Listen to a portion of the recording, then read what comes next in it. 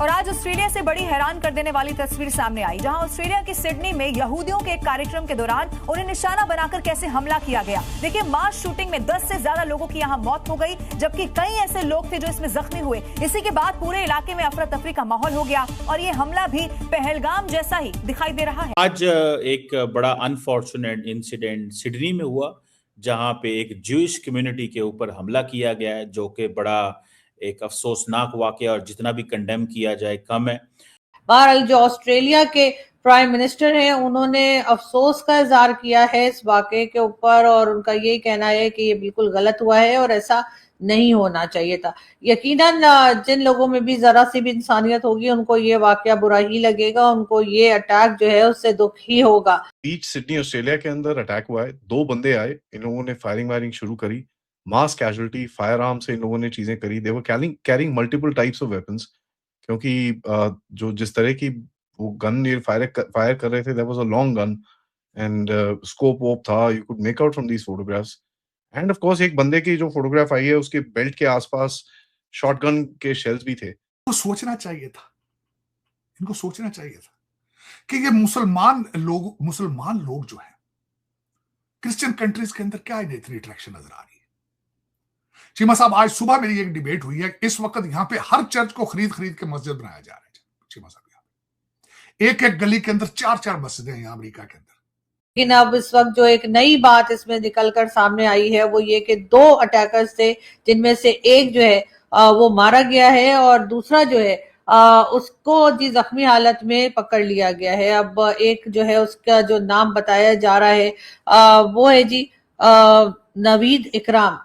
नमस्कार दोस्तों, हिंदुस्तान तक की एक और वीडियो में आपका फिर से स्वागत है। दोस्तों, एक बहुत बड़ी न्यूज़ निकल के सामने आ रही है। ऑस्ट्रेलिया के बोंदी बीच से आई ये खबर सिर्फ एक ब्रेकिंग न्यूज़ नहीं है, बल्कि एक पूरी कम्युनिटी के लिए गहरा झटका है। ऑस्ट्रेलिया के सिडनी में टेररिस्ट अटैक हुआ है, जिसका कनेक्शन सीधा पाकिस्तान से निकल रहा है। ऑस्ट्रेलियन अथॉरिटीज़ ने इस अटैक को ऑफिशियली टेररिस्ट इंसिडेंट डिक्लेयर किया है। ये सिर्फ रैंडम वायलेंस नहीं था। रिपोर्ट्स के मुताबिक इस अटैक का टारगेट ज्यूइश कम्युनिटी थी, जब हंड्रेड्स ऑफ लोग हानुका के पहले दिन को सेलिब्रेट करने के लिए इकट्ठा हुए थे। एक सेलिब्रेशन का माहौल अचानक फियर और पैनिक में बदल गया। पाकिस्तान की मीडिया में काफ़ी ज़्यादा चर्चा हो रहा है कि ये पाकिस्तानी हो ही नहीं सकता।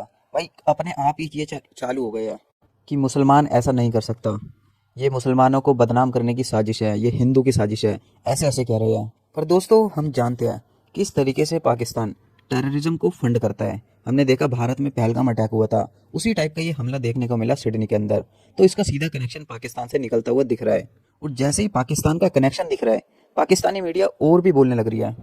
पहले चुप थी, यानी इनको कहीं ना कहीं डर है कि ये इंसान, ये जो बंदा था, वो पाकिस्तानी हो सकता है। ऑस्ट्रेलिया में आपको पता ही है कि कल एक खौफनाक वाकया हुआ है और उसमें कुछ लोग जो कि वहां पर अपना फेस्टिवल हनुका मना रहे थे, जो कि ज्यूइश कम्युनिटी मनाती है, और वहां पर जो है फायरिंग की गई है सी साइड पे जो लोग ये फेस्टिवल मना रहे थे। और ये फेस्टिवल, वैसे मैं आपको बता दूं कि ये 14 दिसंबर से लेकर और 22 दिसंबर तक ये फेस्टिवल मनाया जाता है। और ऐसे में वहां पर 2 लोग जो है वो पहुंचे और उन्होंने उसी साइड पर फेस्टिवल मनाते लोगों के ऊपर फायरिंग की, जिससे 12 के करीब लोग जो हैं फौरी तौर पे उनकी जानें चली गई और 27 या 28 लोग जख्मी बताए जा रहे हैं। और उनमें से भी कई ऐसे हैं जिनकी हालत नाजुक है या जिनकी हालत क्रिटिकल कही जा रही है। और जो नंबर है, यानी जिन लोगों की डेथ हुई है, वो नंबर जो है वो बढ़ भी सकता है। बहरहाल जो ऑस्ट्रेलिया के प्राइम मिनिस्टर हैं, उन्होंने अफसोस का इजहार किया है इस वाकये के ऊपर और उनका यही कहना है कि ये बिल्कुल गलत हुआ है और ऐसा नहीं होना चाहिए था। यकीनन जिन लोगों में भी जरा सी भी इंसानियत होगी, उनको ये वाकया बुरा ही लगेगा, उनको ये अटैक जो है उससे दुख ही होगा।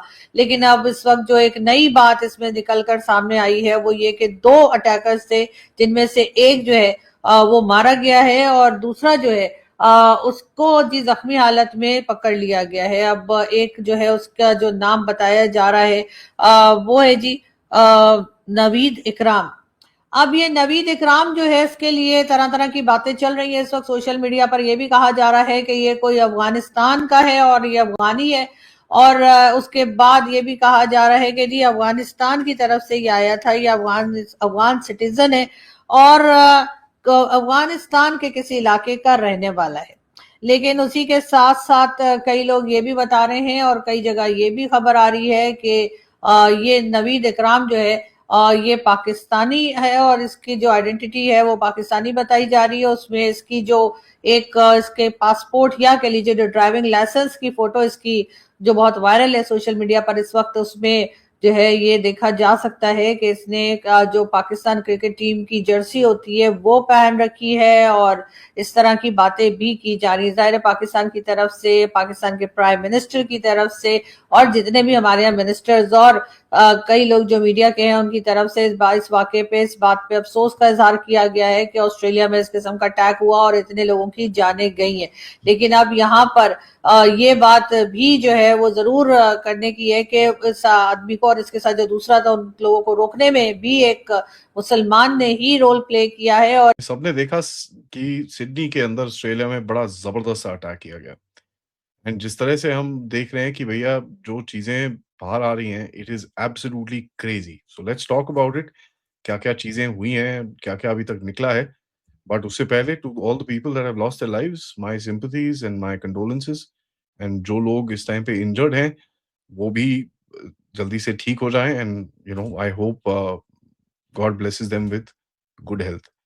सबसे पहले देखते हैं बॉन्डी बीच सिडनी ऑस्ट्रेलिया के अंदर अटैक हुआ है। 2 बंदे आए, इन लोगों ने फायरिंग वायरिंग शुरू करी, मास कैजुअलिटी, फायर आर्म से इन लोगों ने चीजें करी। They were carrying multiple types of weapons, क्योंकि जो जिस तरह की वो गन ये फायर कर रहे थे, that was a long gun and scope वोप था, you could make out from these photographs.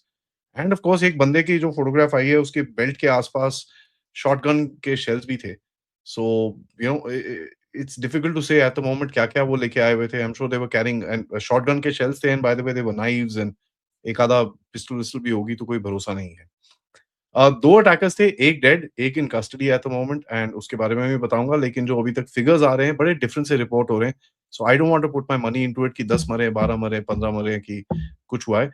दोस्तों, पुलिस के अकॉर्डिंग इंसिडेंट के दौरान 50 साल के फादर को स्पॉट पर ही न्यूट्रलाइज कर दिया गया, जबकि उनका 24 साल का बेटा इंजर्ड कंडीशन में हॉस्पिटल में एडमिट है।